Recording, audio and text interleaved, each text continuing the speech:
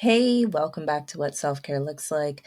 I am Brittany Elliott. I am a self care and mom life management coach. I help working moms create simple, sustainable self care routines that impact their overall wellness and enrich their lives. And today we're going to talk about discernment and really identifying your needs through the motherhood journey. And this is a tough topic, not as far as just speaking on it, it's tough, but I think that it's tough to receive at times. So remember, I am coming from a place of love and a place of support. And this episode is really going to be talking about the things I've learned from my clients over the years and their biggest hurdles and barriers to really establishing a self-care routine and really believing that you can prioritize your needs and you can feel okay with that. So if your loved one, someone you trust with your kids, showed up at your house right now and they gave you $300, they said that they cleared your schedule for the next 5 hours, go, I'll take care of everything in the house. What would you do? Like, what would you do with that time? How would you spend that money? How would you spend your time if someone just came in and gave you the break that you've been searching for? The truth is, a lot of women, a lot of moms, a lot of working moms really can't answer that. You just don't know what you would do if you had the time that you asked for. And I know that to be true because I asked that in just about all of my workshops and all of my group coaching sessions. And it's usually one, maybe two out of 10 mothers who can say what they would actually do. And those one to two moms that respond, it's typically like, pay a bill or something that, they wouldn't really want to do, but they would do out of needs or feeling guilty about doing something for themselves. So when it comes to self-care and really believing in your self-care routine and really understanding that you can pour into yourself and you will get past those really tough 0 to 2 year motherhood time period, you really have to focus on what you can control. And you do that by asking yourself, what can I control? What can I do differently? And what am I willing to do to live the life that I want to live and to be the type of mother I want to be? So you have to really accept the challenge of motherhood. Motherhood is hard. Motherhood is challenging. I know that a lot of us grew up with an idea in our minds or an expectation of the type of mother that we would be, or looking up to maybe mothers we saw on TV, or maybe we looked up to our grandmothers or our own mothers. And when it came time to being a mother, it just was not that way. It just doesn't feel that way in the application, in the execution of being a mother. It's just not realistic. So you have to accept the challenge of motherhood, accept that it is tough and it is challenging. And also know that you can approach motherhood in a way that is practical for you and you can meet yourself where you are, because we have more opportunities to take breaks from the demands of motherhood than we believe. So when you have an infant, when you're in that like 0 to age 2 range, your self care, those breaks, in my opinion, really need to be focused on sleep and rest and leaning on your support system and asking for help. When we're pregnant, a lot of times we will say all the things we're going to do after we have our kid. Me specifically, I would tell my friends, which is a small circle, yeah, I'm still going to meet y'all out. And so we're still going to go to brunch. We're still going to do all these things. I'm not going to drink because, I'm going to be nursing, but I'm still going to come out. I'm going to just have my stroller with me and it's just going to be us. Well, the truth is that's very hard to execute on because it takes a lot of energy to get your baby ready, pack up the diaper bag, load up the car, find parking that's not super far away, find parking that has space enough for you to pull everything out that you need. And I had a lot of anxiety when I would go out with my daughter when it was just me. So that was not something that was going to work for me. But I work with a lot of mothers who are holding on so tightly to the things they told themselves they would do when they were pregnant, or even when they were like 5 years old, 10 years old, 20 years old, about how motherhood would be. And it's just not like that. So I'm giving you permission to let that stuff go. Let go of the expectations that you had of what motherhood would be like for you before you knew any better. You didn't know how it would end up being, right? So when you're in that 0 to 2 years, maybe up until your baby's like 18 months, I would say, it really should be focusing on rest. So I am very much an advocate for sleep while your baby's sleeping. I don't care if you're going to come for me and say, no, I don't want to do that because what about all the other things that need to get done in the house? Or what about my time? I don't want to spend my time sleeping. Listen, if you do not rest, if you do not feed yourself, literally eat food at regular intervals, if you're not hydrating, you're not going to have the energy to do anything else anyway. So stop trying to stay awake so much in that time period where your child is like an infant. Now, if you have other kids who are older as well, and you're like, well, I also have a 4-year old, I can't sleep because they need me. Okay, this is when we ask for help. This is when we go to our spouse or our partner, we go to our parents, our in-laws, our close friends, and we start being creative about the help that we're asking for. That may be, hey, I need to take a nap. The baby's nap time is from 12 to 2. Can you just come sit at the house and entertain the 4-year-old for those 2 hours while I take a nap?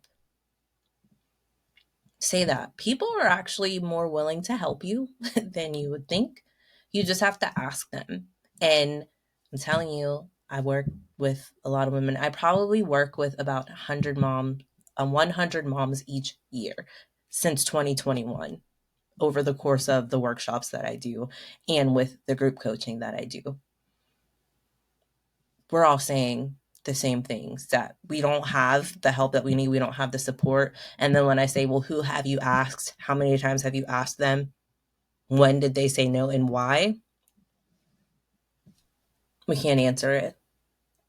So sometimes we have these defense mechanisms set up where we don't even want to ask for what we need because what if they say no? And if they say no, then I'm really going to be stuck here. So if you are in a situation where it's truly you don't have the support and it's a support issue where no one is there, no one can help you, then we start there and we say, okay, how can we think outside the box? Because I'm telling you, there are military families who are moving around the world every like 4 to 6 years, who have to literally start over every 4 to 6 years, and they are finding support systems. They are finding their people who can help them.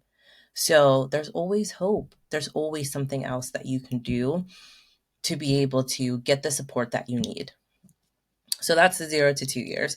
When they're between 2 and 4, that's when you can really start socializing more. That's when you can start, working out more, having more of a fitness routine.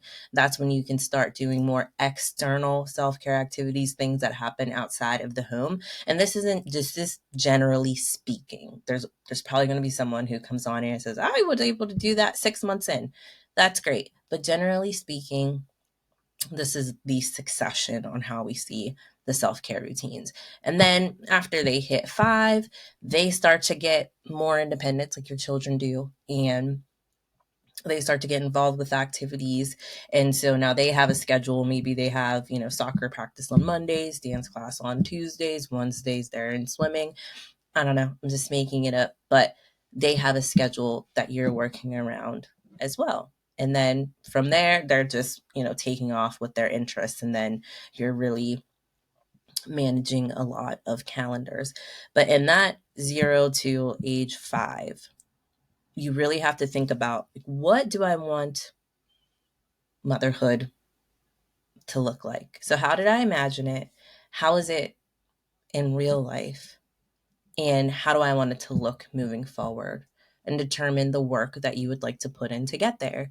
And me, like I said, I help working moms create simple, sustainable self-care routines. So it's always going to come back to, what does your self-care routine look like? What does self-care look like for you?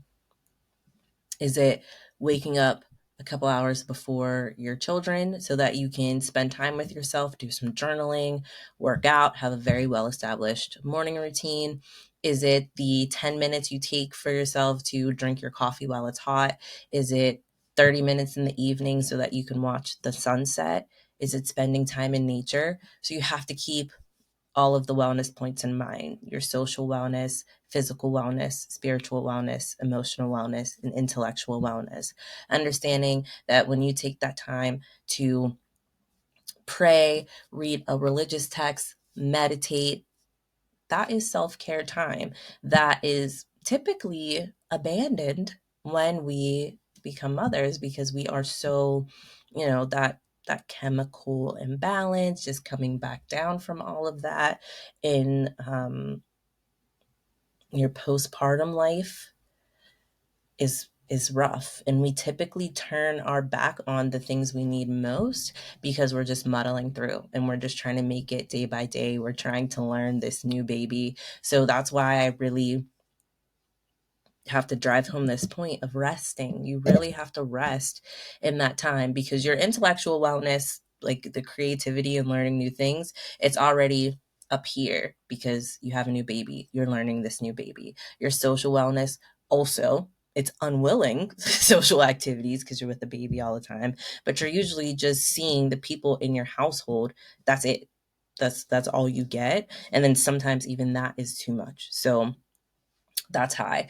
Your physical wellness is typically depleted, your spiritual wellness is typically depleted, and your emotional wellness is really, really struggling. So you have to focus on resting, journaling, and talking about your feelings and getting that intentional silence outside of caring for your child.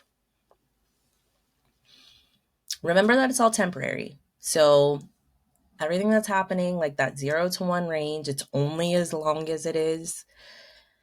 As your kids grow and evolve, so will your self-care routine. So don't feel like, oh, well, all I can do now is rest. Brittany is telling me all I can do from 0 to 1 is rest. Well, how about you show some appreciation for your ability to rest? Rest is very productive. Rest is necessary. Rest is very important. We need it for proper functioning of our body. We really do. And yes, you may be the type of person who says, well, I can get 4 hours of sleep and I can still have a very productive day. Sure, sure you can, but you shouldn't.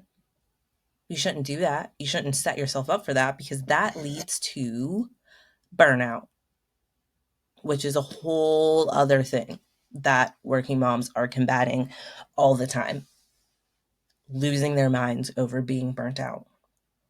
So remember, it's all temporary. So establish a routine, start creating really good habits and building really strong habits in um, eating the right things, making sure that you're prepared to make good decisions when you go out to lunch and for dinner, making sure that you're getting some type of movement, even if it's a short walk, making sure that you simplify even what time in nature means for you. That could just be sitting outside while you journal to get some sunlight, or sitting outside while you take a call so that you can get sunlight. Simple, sustainable, nothing crazy. We don't have to plan a weekend trip to Dubai for 2025 for self-care. We don't have to do that. It's nice when we can take trips. It's really great, but we really need to focus on simple, sustainable, daily self-care, because we have needs every day that need addressed. And then once you do that, once you accept the challenge and really get your mindset wrapped around what you need, how you want motherhood to look for you, whether that's having a conversation with your doctor because things are really hard and you need some help getting through postpartum depression or postpartum anxiety, having that conversation. Maybe you decide to hire a doula, one who specializes in aftercare for the mom after she has a child, because there are doulas who will come in and make sure you rest. They will make your meals. They will help you with womb wellness and with the healing process, and they will make your home um, very much a sanctuary for you in the afterbirth process. These are all things that you should think about when you're thinking about how you would like your approach to motherhood to be. So accept the challenge, reset your mind. Then remember that it's all temporary. As I said, what you're going through now, it's going to look different in a few years. While you're in it, it's very, very tough. It can be very, very challenging. I struggled for 2 years. I struggled with who am I? How did I get here? Why did I decide to do this? The world is falling. How am I going to find my way back to myself? I was very, very lost. And I started to find myself when I started to put in the work and stop accepting that that's how I was supposed to feel, because a lot of the messaging that we get in life when we grow up is that motherhood is hard, you're going to be tired, suck it up and shut up about it. But that's not true. Might have been messaging that was designed by a man. I don't know. And I don't care. I just know that we are going to continue on with being in control of our lives, being in charge of the outcomes of our lives. And then the last thing you have to do is really take action. Once you determine the work that you're willing to put in to your life, to your motherhood journey, to your self-care routine, then it's time to take action. And I get very passionate about taking action because it's the work that I do. I do group coaching, and it's all about reconnection, hence the name of the program. It's Reconnect. But we meet for 4 weeks virtually for 90 minutes. We meet every week. And then it's filled with like homework assignments. There's time audits. There's reflection times. There's prompts. There's really getting to know yourself. It's a three-pronged approach. We reflect on what we've done in the past, how we thought motherhood would be, what it actually is like, what we've learned so far in the motherhood journey. And then we focus on reconnection. So, who am I now? How did I get here? How do I want things to look? What's my style now? If I did get that $300, like I talked about earlier, what would I spend it on? I need new clothes. What kind of clothes do I like now? What kind of shoes do I like now? What kind of materials feel good on my skin? What places do I like to eat? What type of people do I want to be around now? Your priorities shift when you become a mother. It's not bad, but a lot of us fight it. And we're like, oh, we're different now. We've changed. Well, you have. You're a mom now. Your priorities have shifted. And with that shift comes new preferences. And so we take the time to assess that. And then the third stage is renewing. So that's when you accept the new you, and then you set goals and then align yourself with that new version. Because a lot of the struggle that we feel, even outside of a deep set postpartum depression that requires medication, like the mild version of that, if there is one, I'm not a medical expert and I'm not trying to discredit anybody's feelings. I'm just going by, for me, I feel like I had a mild version that was tragic in itself, but it was mild compared to people who have really, really bad, detrimental postpartum depression and anxiety, right? So in that mild level, it was a feeling of disconnection and loss and grief. I was grieving the life that I had before I had my daughter, because everything had to change after that. The plans that I had, the things that I thought that I was going to do, some of those just didn't line up with having an infant. A lot of them didn't line up with having an infant. And so there was a battle. I was having a battle with myself. How did I get here? Why did I make these choices? Will I even be a good mom? What if I ruin this child? What if I'm not good in my relationship? There was just a lot of what ifs and a lot of should on myself. And that's when I said, I need to get these thoughts out. I need to journal them. I need to find the root of what's causing these thoughts. I need to get these thoughts out instead of being so afraid of the judgment that I'll get by saying them out loud and talking about it. I need to start writing it out. And then when I started talking about it, I learned that there were other working mothers who were going through the same thing and needed the support that I was looking for. And then that's when I created the brand. That's when it was back to you in 5. Get back to yourself in 5 wellness points in as little as 5 minutes a day. Reflect, reconnect, renew. And that's what I've been doing consistently since 2021. And so I invite you to join me and reconnect, not because I feel like I am the coach with the mostest. No, I think really, pretty highly of myself, but I know that you need the support. I know that you're looking for solutions to the problems that you have. And I know sometimes it's very hard to do things by yourself. You don't have to do things by yourself. So go to backtoyouin5.com/reconnect. Check out the upcoming dates in 2024. Reconnect is only offered 4 times per year. February session passed. The next session is May 6th. It runs from May 6th to May 27th. So check it out. Learn more about it. Learn more about how we meet, where we meet. All the information is there for you at backtoyouin5.com/reconnect. And there are a lot of resources that help specifically working moms who are really trying to get back to themselves. And that's all I do. The work that I do, of course, I have to make money, right? Because the world costs money. But the work that I do energizes me so much that I would do it for free because we're important. Moms are very important. The world would not go without women. The world would not continue to turn without women. And we need those things that make us so special as women to come with us when we become mothers. We turn our backs on the things that make us special, the things that even made us attractive to the people who made us moms. We leave those behind when we become moms, and it's really your time to reconnect to yourself and love yourself again.